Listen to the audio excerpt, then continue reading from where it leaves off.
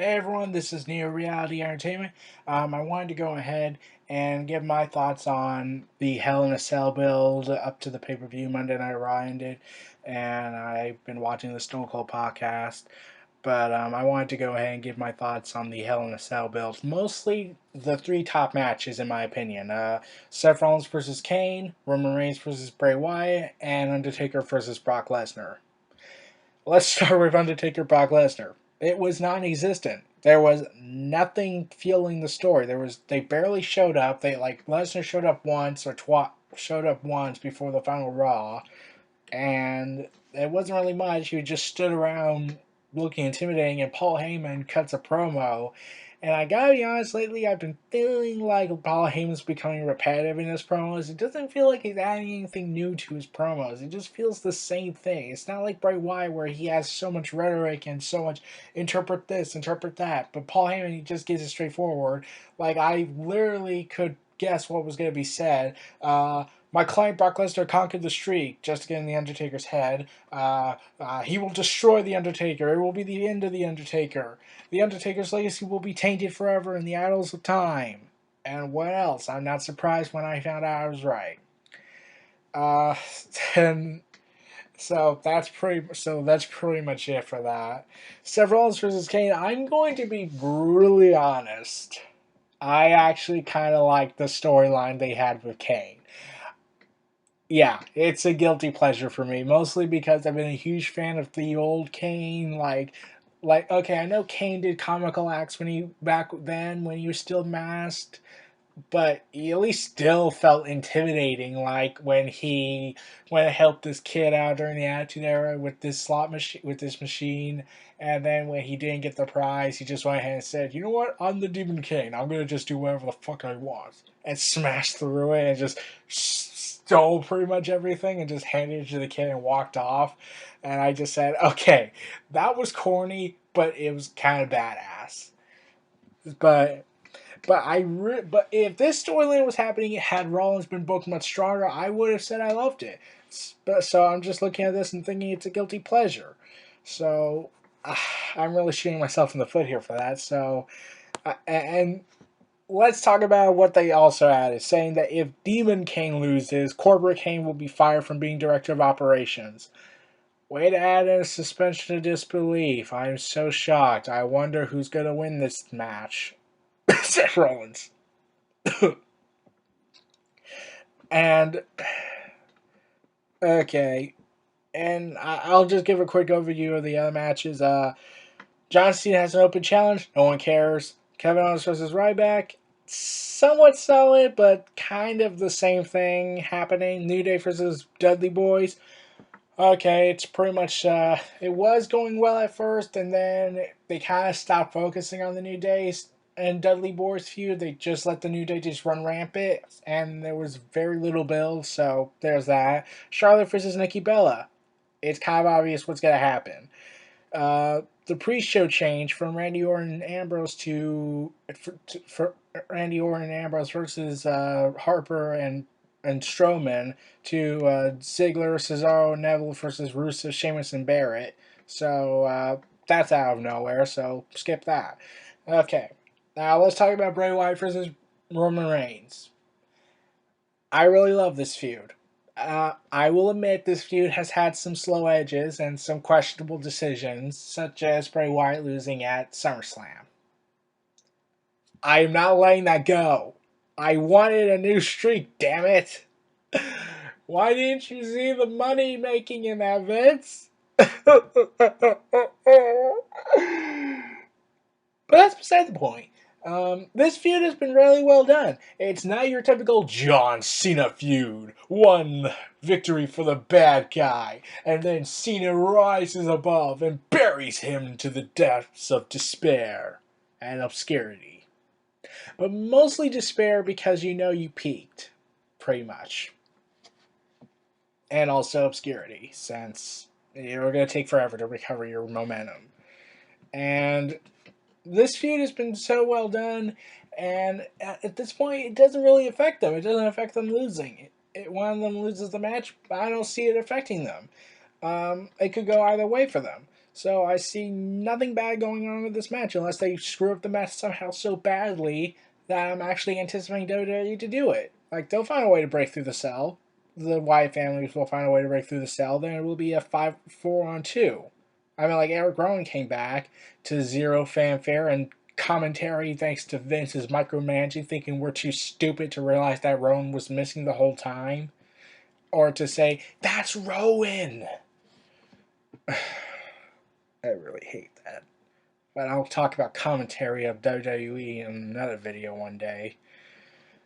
So, Roman Reigns and Bray Wyatt had some ups and downs, but overall it has been a great feud. It's pretty much mostly everything I pictured the feud being during the first month of their first feud, between when Reigns and Bray Wyatt had Reigns' daughter involved.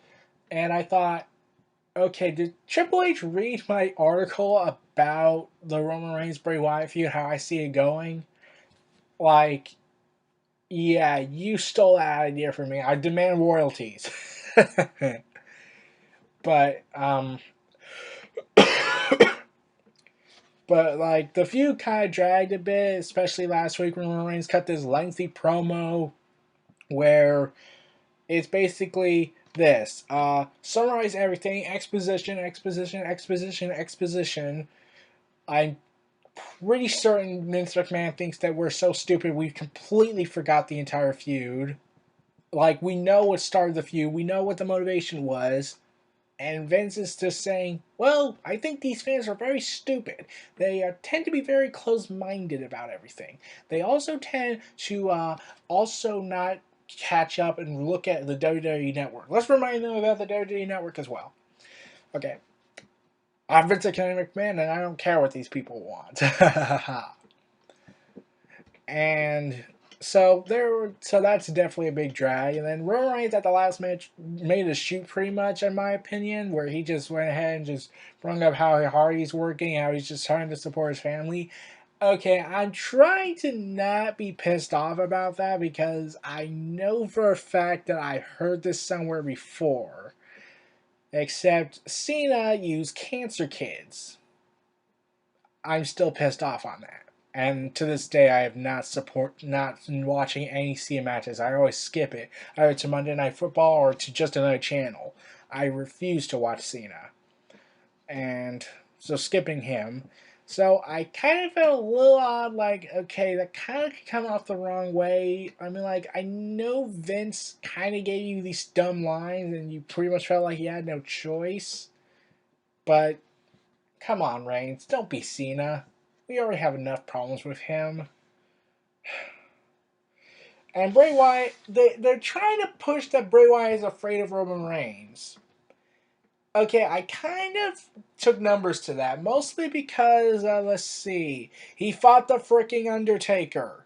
If you can just stare down at the Undertaker and shout in his face and mock him for weeks on end during the build of WrestleMania, like Bray Wyatt did, then you shouldn't really be afraid of Roman Reigns. There's virtually, if you can suppress if you're able to overcome fearing the Undertaker, you're pretty much invulnerable to fear. You're not able to be afraid of anything. But WWE's trying to make it look like Bray Wyatt is afraid. And Bray Wyatt, all he does is just laugh and maniacally acts like the Joker. And I really did love their interaction on SmackDown when Roman Reigns said, hell in a cell. But I kind of took also saying, are you trying to make him mimic The Undertaker? No, that's not how business works. That's not how you do this. But Bray Wyatt says, I hope you're ready to die. I hope you're willing to die. And like, that's Bray Wyatt. He's gold. He's always gold. Like that segment during the incident on Night of Champions where that fan came out in Shield gear. Bray Wyatt laughed and said, "Is this your partner?" Like, this is gold from Bray Wyatt. Just like Kevin Owens, he does the simplest things, and all of a sudden, I just can't help but say, you know what? I want this guy to be a champion. I want this guy to be the top. I want him to be at the top of his level. Yeah. So, and I was surprised that WWE decided to say, "Hey, let's book Roman Reigns and Bray Wyatt as the second Hell in a Cell match, the second Hell in a Cell match behind Taker and Lesnar." And here's my honest opinion: I'm actually hoping Reigns and Wyatt steal the show. I'm not, because every time when I think of Brock Lesnar or Taker, I just say, "Please, please, let Taker be all right," because Taker's done so much for this business, and I really don't want him to go out getting injured. And Brock Lesnar's style kind of worries me, and WWE's obsession with target the injured area. Okay, target the injured area. Like that's what a heel does, even though safety regulations might say otherwise. But that's beside the point. Target the recently repaired injured area. So I thought it was special that Bray Wyatt and Roman Reigns got Hell in a Cell match. And I also was calling for that match to happen. Like, I wanted these two to go in Hell in a Cell. Their feud has been pretty much bad blood, so they deserve to end their feud in Hell in a Cell. And I was like, hallelujah, hallelujah, hallelujah, hallelujah. When it was official that Reigns and Wyatt were gonna fight in Hell in a Cell, like, finally, WWE, you gave me what I wanted.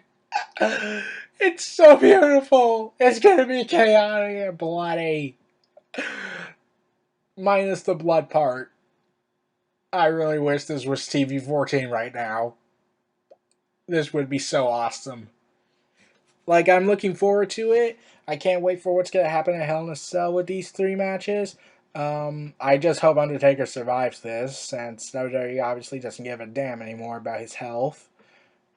And the other matches are kind of skippable. I mean, like, I want the New Day to win. I want the Dudley Boys to win. I don't really care who wins at this point for those two. Charlotte is predictable, lead the winner. Seth Rollins is obviously the winner. I just hope that he can do a good match with Kane without the Hell in a Cell helping them.